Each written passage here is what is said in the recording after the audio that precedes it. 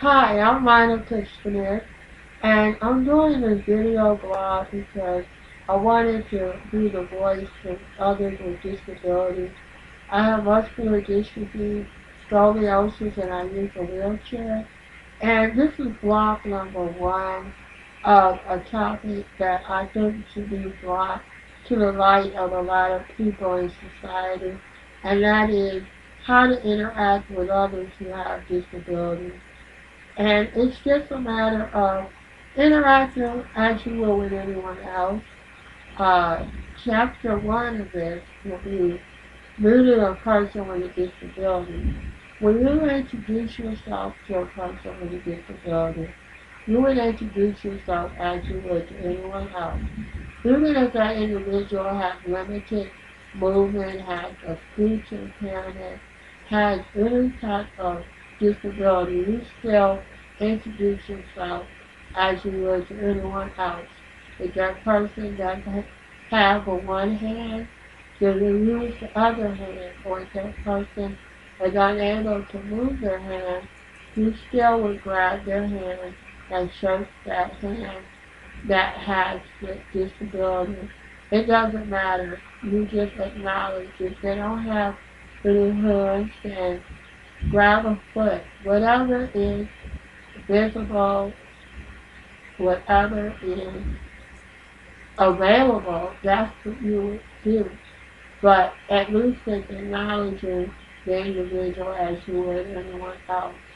Problem that I ran into, and that's why I'm doing this blog, is that I wanted to get a lot of things off my chest as well.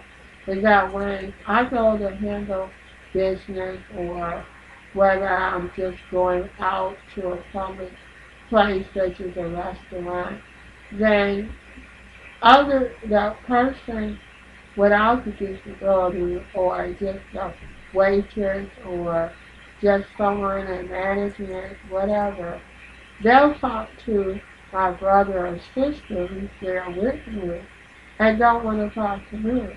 And it was an example of this is a few weeks ago. I went into my bank to handle something with my checking account, and the young lady there was looking to my brother the whole time and would not even look at me. She just didn't want to even communicate with me. And I had to tell my brother to walk off, literally just walk away. So therefore she had no other choice but to talk to me since it was my transaction of my account. So that's one example throughout my lifetime, and I'm 40 years old, that I go through on a day-to-day basis. And it becomes very frustrating, as I'm sure it is with others with physical challenges um, that have to go through this. That is very frustrating and very annoying, but we still have to maintain our cool, and we still have to just handle what we need to handle. But it just becomes more like a job where you have to go every single day explaining yourself to someone that you're able to communicate, that just because someone has a physical disability does not mean that there's something wrong with them mentally. So it's that reason why I wanted to do this video blog, and I'm also in the process of writing a book about this issue. Just the day-to-day topic of what individuals with specifically physical disabilities, because that's what I can relate the most to. But there are others who have visual impairment, blindness, have hearing impairment, speech impairment, such as myself, as you'll notice. And I wanted to put that out there because I know that there's going to be someone who may say, well, I don't understand her or whatever, that I'm already well aware of this. This is just my way of getting my feelings out to the world, and to let others know that have disabilities that you're not alone.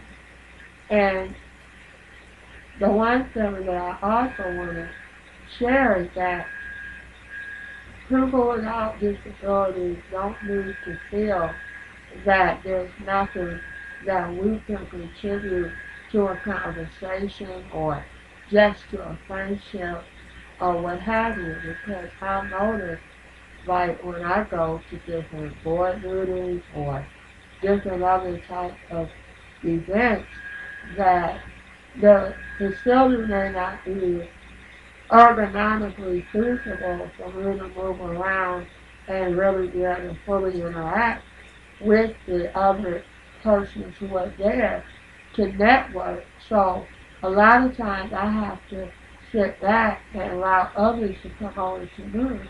And I notice where a lot of people won't come over to me.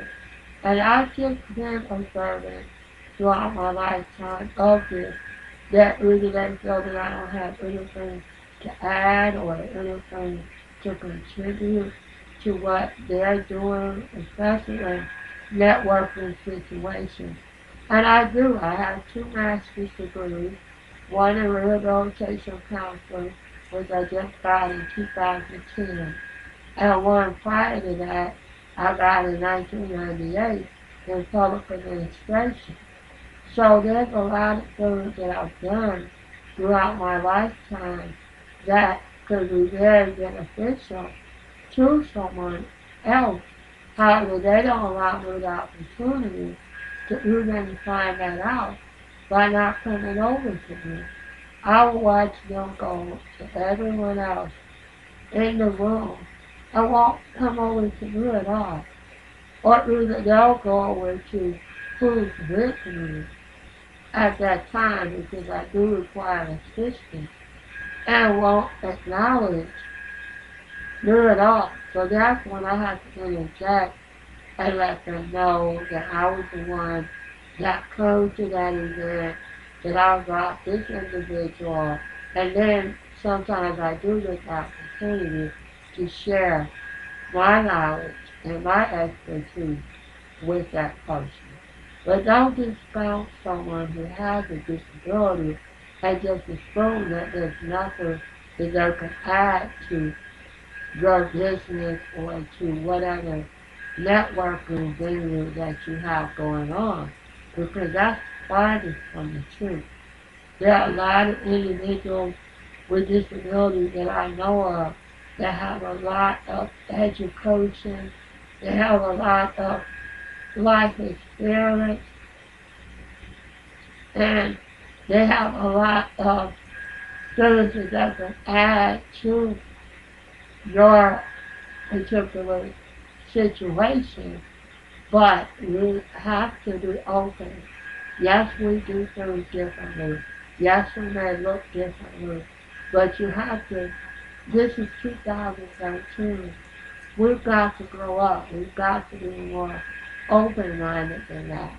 There's a lot that is new in the world. There's a lot of things that have changed in the world, and we have to be open to all types of differences, not just disabilities, all types.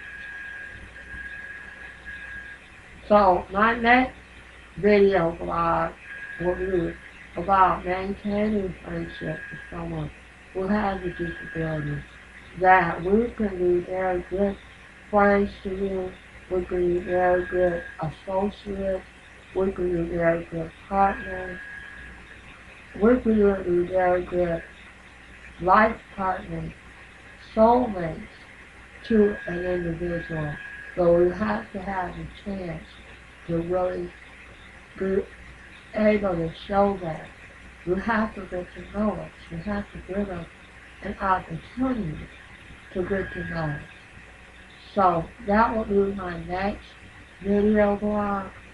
I also want to add to this one, meeting a person with a disability, that you've got to be open and willing to extend yourself and go over. And when a person with a disability introduces him or herself to you, be open and willing to know that person. Don't just